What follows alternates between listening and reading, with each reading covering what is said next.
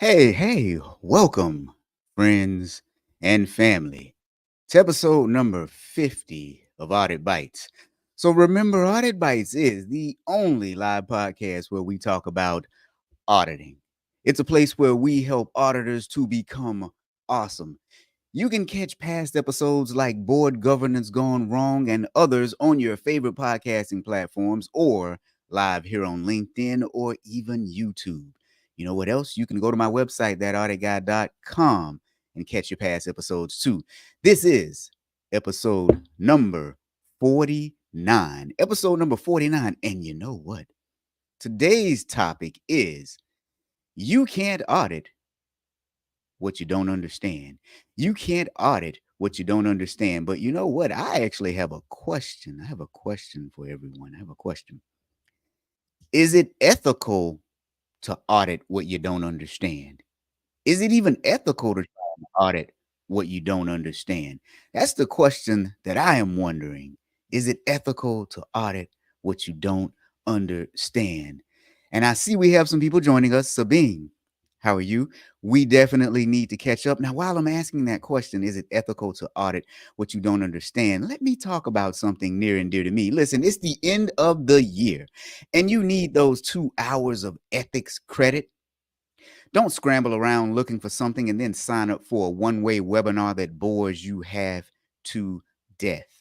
You see, my friends, I am giving away a free ethics course. It is December the 6th at 9 a.m. Central Standard Time. Now, you can do the time adjustments for wherever you are.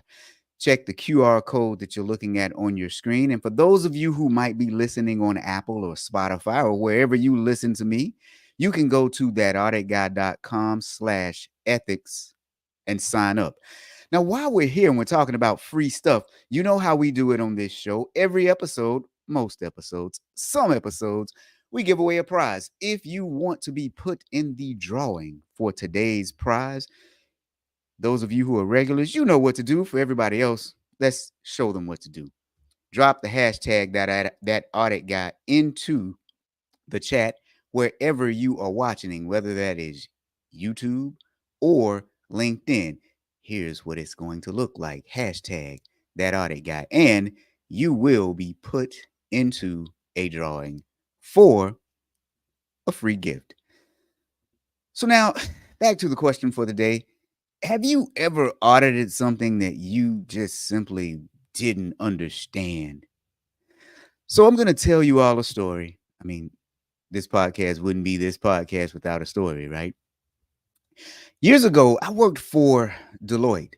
And for those of you who've worked in Big Four, you know how strenuous and crazy it is.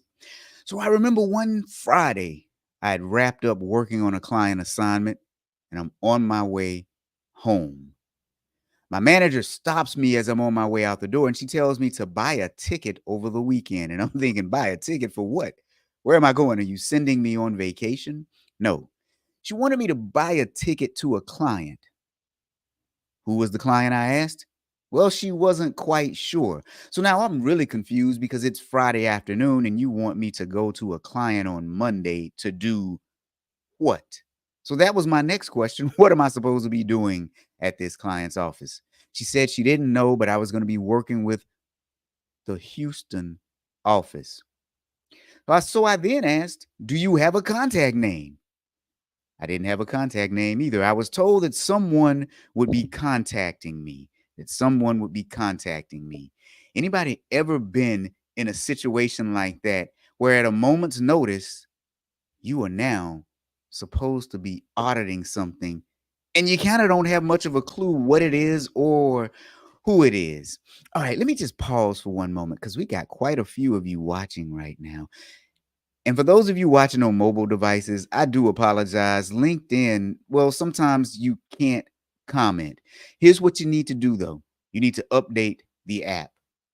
I noticed that when that happens, oftentimes there's an update that I need. And I've gotten a few emails. I actually just got one from someone saying, hey, Rob, I'm listening on the app, but it won't let me comment. Well, that's the problem. You're listening on the app. And it's not your fault. It's LinkedIn, my friends. It is LinkedIn. So if you really want to comment, Go over to your desktop. Now, I know some of you can't do that, but back to the show. So, listen, here I am sitting here on a Friday afternoon needing to buy a ticket to go somewhere on Monday. So I was a little nervous. Like, what am I supposed to do? And better yet, how am I supposed to help this client if I don't even know who they are, what industry they're in, and what is the expectation of me when I get there? So that Sunday morning, I actually did receive an email from someone out of our Houston office telling me who the client was. But at this point, now my next question is, what do you want me to do? So they tell me they don't know yet. They're not sure. Now, this was before we had instant messaging and all this other good stuff. We did have Yahoo. We didn't have Google yet, I don't think, but we did have Yahoo. So I go to Yahoo and I look up the financial statements for the company, and that at least gives me some insight as to what they did. Now, this was an oil bunkering company, and I had no idea what that was because I wasn't in the oil and gas industry at that particular point. So I had to quickly get up to speed as to what they did, which is crazy, right? Over a weekend. That doesn't make sense. Now, eventually, though, I was able to gather some information quickly on the industry. And then when we got there, we had dinner that Sunday night. So I talked to the people from the Houston office and I was able to quickly gain somewhat of an understanding as to what they did. I was able to get somewhat of an understanding as to what they did. But it took a lot of effort, and we shouldn't have to go through that much effort to actually understand what it is that our clients do. Now, I know this may have been an extreme example, but I meet so many auditors who are so confused about the processes that they're auditing. They're simply given test objectives without any context. And if you're doing that to your auditors, stop it. That's not fair to them. It's not fair to your organization. Now, you find this happening a lot with Sarbanes-Oxley auditors. Those SOX auditors, man, they're just given, here's the control you want to test without even understanding the underlying processes. If you are doing that as an auditor, stop it. You're only hurting yourself in your career. You're truly hurting yourself in your career if you're doing that. You see, our job is about people and processes. It's the tagline of my business: people, processes, and profits. First, we improve the people, then we improve the processes, then we can help our organization improve the profits. Those processes are extremely important. Now, I know there are going to be some SOX auditors who are going to hear this and they're going to be mad at me, but I'll say, prove me wrong. Prove me wrong. So now, realistically, I know that most good auditors, well, all good auditors actually want to understand the underlying processes, but you're typically constrained by budgets and sometimes by managers who simply want to check the audit off of their audit plan. So the question becomes, what in the world should you do to understand the processes? What in the world should you do to understand client processes? Well, let's talk about that in just one moment. Hey, we got a lot of you guys joining us here today. Karina, it's good to see you. You've become a regular. I feel like you're family now. Shree is joining in on YouTube. I appreciate that because for those of you who don't know, we stream live on YouTube. The catalog of shows is on YouTube, and starting in 2024, we're going to have short form content on YouTube about internal auditing. So go over there and subscribe to my YouTube channel. Go ahead, do that. Francis, good to see you here. Jim, it's always good to see you, my friend. We need to catch up. I know we said that last week and we just didn't. So with Thanksgiving this week in the US, it'll probably be next week, huh? Michael Holt, good to see you. Good to see you. Daniel, good to see you. And my man Clarence. Now, you guys know Clarence is my guy. I love me some Clarence. That's my friend. And we need to catch up as well, Clarence. We need to catch up as well. So, look, everybody's dropping the hashtag that audit guy. Is that all you want from me today as a prize? No one's going to add to the conversation. All right. Happy Tuesday. Yes, it is a happy Tuesday. Actually, you know what? LinkedIn gives me fits sometimes. So, LinkedIn, let me see if I can figure out who you are. I don't know who you are. Anyway, Happy Tuesday to you too. So, listen, has anything ever happened to any of you guys like that scenario I just presented? That was the extreme example. But oftentimes we're given things to test and we don't understand the underlying context, how the process actually works. But that, my friends, is where the magic happens. So, I know what you're probably wondering. You're probably wondering, well, Robert, what in the world can I do? How do I understand the underlying processes for the things that I audit? Well, it's pretty simple. Use your company's products or services. Use them. That's the best way to get the context. Now, here's my question for you. When is the last time you've actually used the products or the services that your company offers? Now, there's going to be somebody out there who works for some company where they can't do that. I get it. That happens because it's always easy to do if your company makes donuts, right? If you are an auditor for Krispy Kreme, you would love to actually go in and see how the donuts are made. But let me give you a few examples of companies I've worked for when I've actually had to do this. So many years ago, I worked for a grocery chain that was called Winn-Dixie. And it was funny because everybody has that one person in the office that's responsible for the office gatherings. You know, every time there's a birthday, that person brings in a cake. They buy the card to pass out and sign for that person. Well, at Winn-Dixie, we had that one person that would do that for us. Now, the first time we had a birthday, she bought in a cake from one of our stores. And we ate the cake and we had a good time eating the cake. But the second time, she bought in a cake from one of our competitors. The third time, she did it too. Now, after the fourth time, the boss said something to her about it. He was like, well, why are you getting cakes from our competitor? And she gave some really valuable feedback. She said, first, it takes too long to actually order the cakes. The process is arduous and painful. Second, our cakes aren't as good as our competitors' cakes. Now, if I'm an auditor, I would take that as really good feedback because ultimately we're here to serve our clients. I heard her say that to our boss, and I wondered what he did with that information because I know what I would have done with that information. But I'll give you another example. When I worked for this grocery chain, we used to go out and do store audits. So we would audit individual stores. We'd look at the cash, we'd look at the operations and things like that. Time after time, the head cashier in these stores would complain that he or she never had enough manpower, enough employees to actually service customers. And I didn't understand what she meant until I started looking at long lines forming in the stores. So I asked, why does this happen?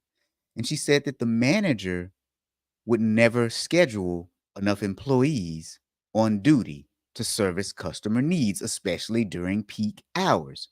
So now the curious auditor that I was wondering, why is this the case? And here's what we found out. We found out that a part of the store manager's bonus structure was based on his or her ability to keep hours low. So what they do, they cut cashier hours, which then meant that we had long lines, which was not meeting our customer needs. Now, let me tell you how significant this is. When I worked for this organization, it was a $24 billion Fortune 500 organization. Now, a few years after I left that organization, it became a $6 billion corporation. Now, I know what you're thinking. 6 billion, that's still a lot, but think about this. Over half the revenue. They had 1,200 retail locations when I worked there. Afterwards, they only had 600. I would imagine that a part of it was probably back end operations, the things that we audit, but also things that affected the customers. If customers stop buying your products or service, it's because they are unhappy. And as auditors, if we're not looking at the products and services that our companies offer, then what are we doing? We're not doing our job right, I can tell you that. All right, all right. We've got a comment that I want to look at here. And this is Christine. Hey, Christine. Christine says, worked within the financial sector. Being a customer was a great way to understand the processes of how things were done, opening up accounts, loans, etc. That's a good point because when I actually worked in the financial services sector, one of the banks I worked for, I actually got a loan. Now, I'm not saying that you guys should go and get loans, but I happen to be looking for a home. And I got a home loan with the bank that I worked for. Process was seamless.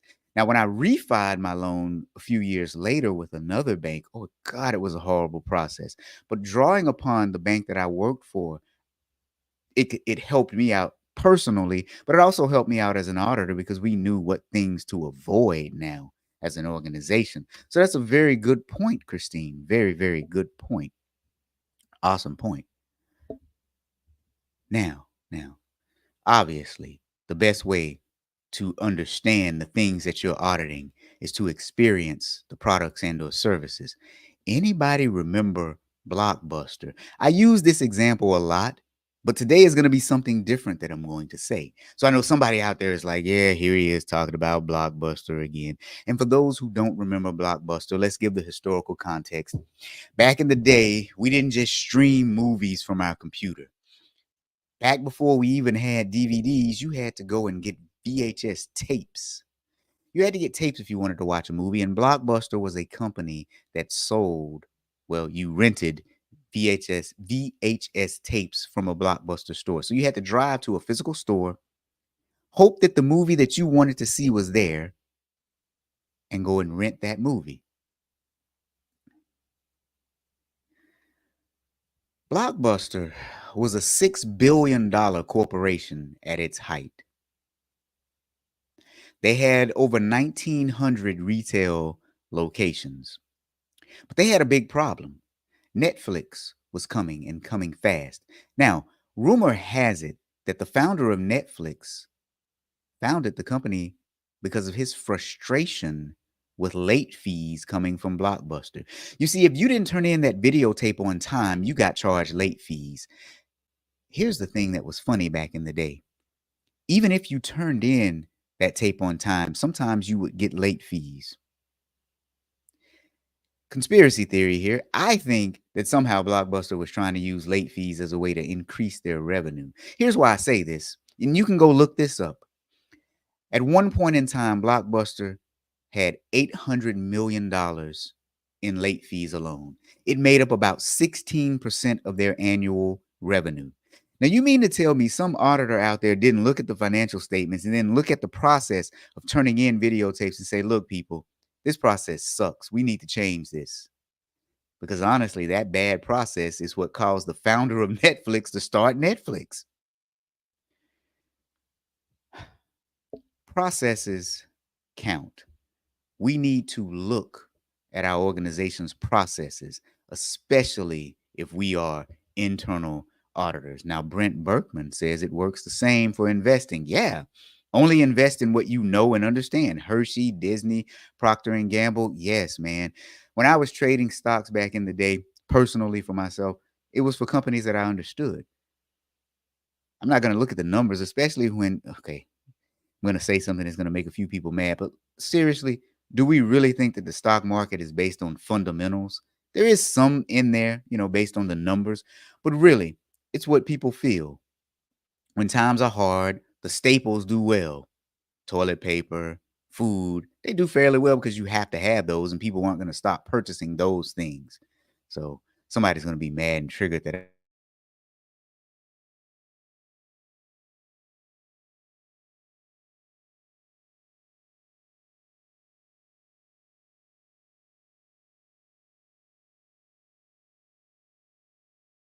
I said. So this show with Brett's comment sitting up here. All right, here we go. Marsha says Blockbuster is always a great learning tool. Yeah, it is. Because think about all the mistakes that they made. It was just astronomical, the number of mistakes that they made. Okay. So let's talk briefly now. What are the benefits of understanding what you're auditing? What are the benefits of understanding what it is that you are auditing? Benefit number one, you get customer insight into operations. I mean, every company should be concerned about its customers, right? So as auditors, shouldn't we focus on the things that the customers face? Now, I know. It sounds groundbreaking. It sounds counterintuitive. No, it really doesn't, and it shouldn't. If it sounds groundbreaking to anyone, then you might be in the wrong profession. Because I get it, right? Sarbanes-Oxley is important, but without customers patronizing your organization, there is no Sarbanes-Oxley, right? So one of the benefits of understanding what you audit is you get to see your customer insights. You get to have insights into what your customers see. The second one is you get insight into the pain point of the personnel. You get insight into the pain points of personnel. Remember the story I just told, the head cashiers, they would always tell us it was hard for them to do their job because they were constantly having to come from the back and actually open up a register because there weren't enough cashiers in the store to service the customers. Now, part of this was because the managers that were on duty needed to reduce payroll hours. I'm sorry, not needed, wanted to reduce payroll hours because their bonus was based on keeping payroll expenses low. So you see how when you understand the operations of the organization that you're auditing, you now become a bigger benefit to that organization. So benefit number one, you get customer insights into operations. Number two, you get to see the pain points of personnel. Happy people work harder for your company. They work better for your company. But also, they find ways to help you save money and increase your brand awareness too. But the third reason is you'll actually make a difference. Now, a lot of people outside of our profession don't believe this, but I can almost guarantee you that most of you got into the profession because you really wanted to make a difference. You don't want to sit around and point out everything that's happening that's bad at your company. You want to help improve things. If you believe that too, drop some emojis for me, a heart, a hand clap. I want to know if other auditors feel this way too.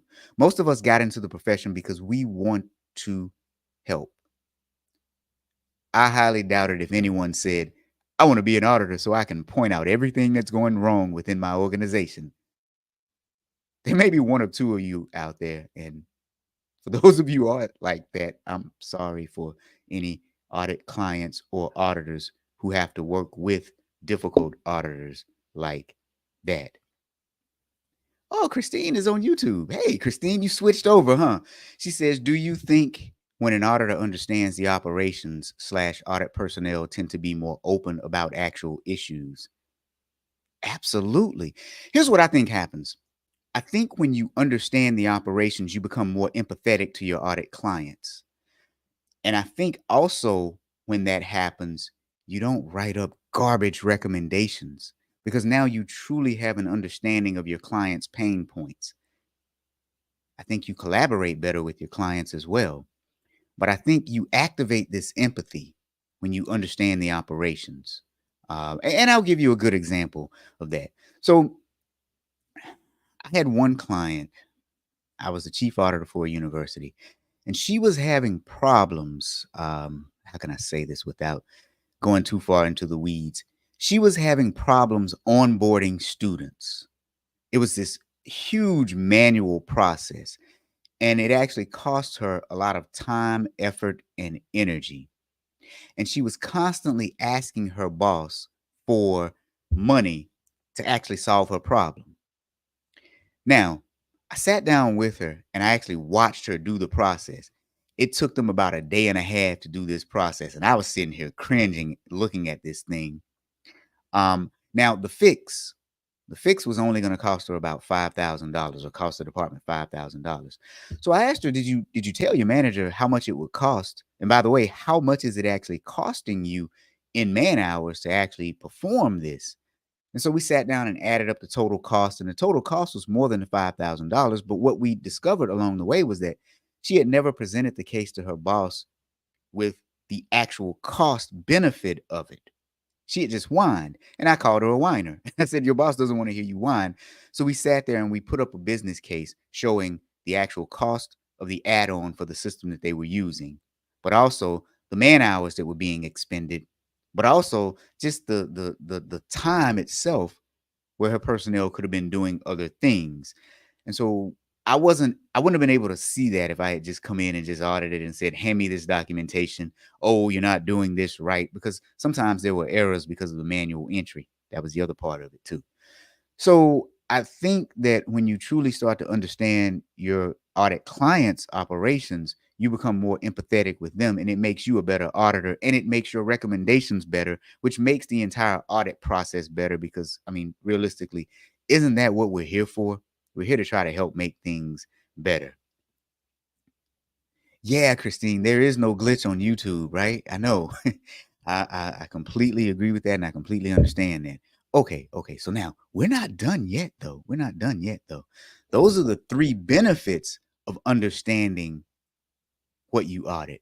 Now we're going to give 6 tips on how to better understand the operations that you are auditing. But before I do that, let me go back to something I said earlier. Look, it is the end of the year. You need those 2 hours of ethics credit. Don't scramble around looking for something to sign up for that's a one-way webinar that bores you half to death. If you've been to any of my presentations, and if you're listening to or watching this podcast, you probably know I'm a little bit different in the way that I present. It's even better when you get onto some of our virtual courses because it's even more interactive and engaging. So I'm giving away a free ethics course live December the 6th at 9 a.m. Central Standard Time. You can do the time translation for wherever you are. There's a QR code here if you're watching. If you're listening on the podcasting platforms, go to thatauditguy.com/ethics and register for this course. Listen, this course is just one of many that we're going to be doing starting next year. We're giving you CPEs that you need, but they're also in an entertaining and an educational fashion. They're also done in a collaborative fashion because guess what? When you're sitting here in a Google Meet room with me, we come off mute and we talk and we have discussions too. So we need a community to help cultivate the audit profession. That's what we're starting to do next year. You'll have at least 2 or 3 different webinars coming from us a month. Now, these won't all be free. You have to pay for some, but just follow me on LinkedIn. You'll get more information.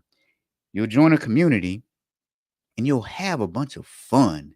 Because isn't that what it's all about? Our jobs should be fun. It shouldn't be something that we run away from. Now, back to our regularly scheduled program. How in the world can you gain insights and understand the things that you're auditing? Well, I already said it. Try it. Experience the products and or services that your company offers. Now, obviously, not everyone's going to be able to do that. But for some of us, we'll be able to look at our vendors and our primary customers and ask them for their feedback. But here are 6 ways to understand the processes that you are auditing. And the first one is research. My goodness, Google is your best friend. ChatGPT is like a savior for auditors if you know how to actually prompt it appropriately. By the way, coming up in the new year, we're going to have a course for you on ChatGPT and how to use it as an internal auditor. But find out the basics of your industry. What's the jargon? How is profit made? How does your industry make profit? Here's why that's important. Follow the money. When you follow the money in the organization, you figure out what's important to the people in the organization.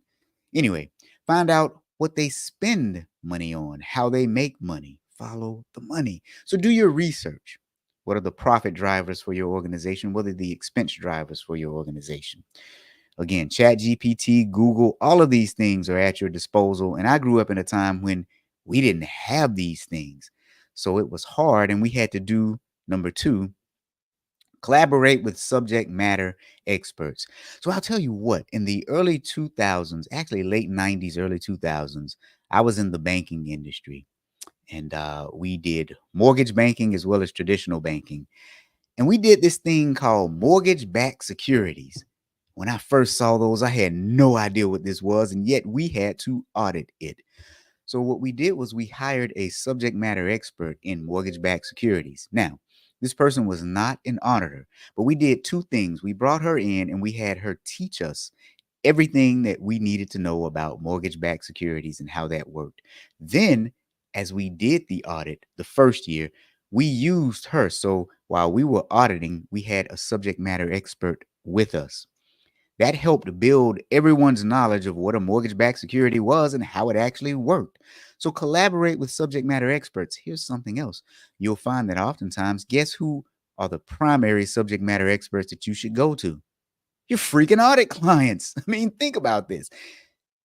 If you have a good relationship with them, they'll tell you everything that you need to know about their industry, because realistically, if we do our jobs right, everybody understands that we help more than we hurt. Now, if we do our jobs wrong, we hurt more than we help. We hurt more than we help. Yeah, Daniel, that's exactly what I'm saying. It helps to create a stronger stakeholder relationship, and you will offer more effective recommendations, and you'll create trust in the audit team. That just makes sense, right? It just makes sense. Oh, this is David Gus. David, hey, man. Oh, wait, no, that's not David. This is somebody saying they hope all is going well with David. Oh, that's Christine again. So David must be here somewhere. All right. I got a little excited. I thought I saw David Gust here in the audience. Okay, so 6 ways to understand the processes you audit. 1, do your research. 2, collaborate with subject matter experts. And here's the secret tip. Your clients are one source of subject matter experts for the things that we audit. So don't be afraid of our clients. Oftentimes, the first time we talk to them is when it's time to do an audit. How, how are you going to build a relationship like that? You should be going to see your clients often. Schedule it. Just go and pop in. Hey, how you doing? Eventually, after they get sick of seeing you, they'll like seeing you. It's like, sometimes we auditors are like a fungus. We grow on you. The third thing you want to do is review documentation. Now, I know what some of you are thinking. Review audit documentation? Yeah, but go above and beyond that. There are trade publications that you can review. Join trade associations outside of audit. Whatever industry you're in, there is a trade association that produces some sort of periodic publication that you can learn from.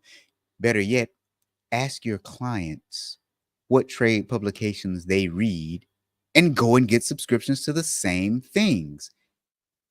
You know what happens then? You now have something to talk to your clients about. If there's an interesting article, ask your client about it. That also helps build better relationships with them, right? It just makes sense. So listen, 6 ways to understand the processes you audit. 1, research. 2, collaborate with subject matter experts, including your clients. 3, review documentation, not just audit documentation, but also industry publications. Now we're halfway there, so here's what I want to tell you to do. Hang on until the end, because we're having that giveaway. For those of you who joined late, if you want your name in the hat for a giveaway today, type hashtag that audit guy into the chat. Hashtag that audit guy into the chat, and it will look like this. You can do it on YouTube, you can do it on LinkedIn, and in the end, we're going to do a raffle. All right. All right. David says he is here, but he's behind. Okay. Nice. Nice. All right. So let's round the corner here. Because I've gone a little long today. I like to keep it to about 30 minutes, sometimes 45, but hey, sometimes we get a little long. Okay. 6 ways to understand the processes you audit. Number 4, conduct thorough interviews. Look, take the time to really sit down with your clients. Really, take time to really sit down. And then there's one critical question that you need to ask them as you're doing walkthroughs with them. And that is, can you show me how you do this? Oftentimes, what we do is we sit in a conference room and we have the clients recount their processes. Seeing is believing. When you see it, you have a better understanding of it, especially for those of you who are like me and you're visual. You can talk to me all day long, and stuff you're saying is going to go over my head. But when I see it, I really have a good understanding of it. So sit down with them at their computer, ask them to show you the process. That's when you really find out how they do things. Notice when they have pain points. Ask them about those pain points. Imagine if you can help them clear up some pain points. Now you have a decent relationship with your audit client because you truly have helped them out. So the next thing you want to do is observe the operations in action. That ties into number 4. Conduct thorough interviews, but also observe the operations in action. You know what? I said earlier, I worked for a grocery retail chain one time. We would go in and look at some of the manufacturing operations. I got to see how ice cream was made, cookies and snacks and stuff like that. And then, if they like you, you may actually get to sample some of the snacks. Anybody right now in the manufacturing industry where you manufacture food and you're looking to co-source some of your operations, you're looking for some audit staff members. We do that at That Audit Guy. We provide outsourcing and co-sourcing for those who need help. I'd be happy to sample some of your snacks.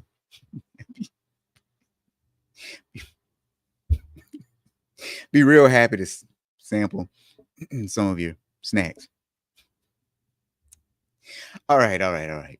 Before I get too silly today, look, 6 ways to understand processes that you audit. First one was research. Second one was collaborate with subject matter experts. Third was review documentation, not just audit documentation, but some of those trade publications. Fourth was conduct thorough interviews. Fifth was really observe the operations in action because seeing is believing. And 6 is analyze data and reports. Listen, numbers don't lie, but here's what we do. We like to get data from our clients and then do our own analysis of it. Here's something else I want you to take a look at. Ask them what are their key performance indicators for their operations. Here's a big tip. If they don't have any, that's probably a governance problem. Even your accounts payable department should look at how many payments they process per month. They should probably have a goal. Look at how long it takes them to process those payments. They should probably have a goal. So whatever their goals and objectives are, that helps drive the operations. If they aren't meeting some of their goals and objectives, you can ask, what can we do to help you improve this process? We like to get a lot of data, but we don't ask them what kind of data they actually produce and what kind of data is actually important to them to manage their operations. So listen, I hope that these tips are helpful. Because we're closing out episode number 49 of Audit Bites, but don't go yet because we've got a giveaway to do. Episode 49 is You Can't Audit What You Don't Understand. We've just told you the benefits of understanding the things that you audit, and we've also given you some tips on how to get a better understanding of the things that you audit. So now what we are going to do is set up for that giveaway. We are going to set up for that giveaway. And while I am setting things up, I'm going to remind you, go to my website, subscribe to my newsletter. Go to the App Store and give us a 5-star review if you like this podcast. All right. I've stalled long enough. I had to set up my screen to share with you all for the giveaway. And here it is. Oh, wait. Somebody said, I now work for a promotional product company that could help you with promoting That Audit Guy. Wait a minute. Who is that? Is that David? I can't see. It just says LinkedIn user. Oh, it is David. Hey, man. Well, David, I do have a lot of things that I can promote. If you've ever seen That Audit Guy's website, you know that we have merch in the store. We have hats, cups, mugs, and all that good stuff. So I'll probably be talking to you at some point. But without further ado, let's get to this giveaway. And let's see who our lucky winner is today. Karina, you've been trying to win for a few weeks now. So, so congratulations. Now the prize is, you know what? I'm going to do something different. Normally, I either give away a copy of my book or one of the I Love Audit mugs. But here's what I'm going to do. I'm going to let you choose and just message me through LinkedIn, either a copy of my book or the I Love Audit mug. So let me know which one you want, and I'll tell you how you can claim the coveted prize. All right, so friends, this has been episode number 49. Remember now, we are a bi-weekly podcast. We run every other week. If you like this, tell all of your friends about it. By the way, another surprise. Starting in January, you will be able to get CPE credit for listening to this podcast live, only live. I built the back end of my website to be able to help us do that. Here's the other thing that's interesting about it. We won't be live on LinkedIn or YouTube. You'll be with me in a Google Meet room. Now, I'll still broadcast live on YouTube and LinkedIn, and that's for other people who maybe don't want credit. But if you want credit, you'll be live with me. And so after the show, we'll be able to have some of those discussions that you really want to have, but people don't offer you the chance to have discussions.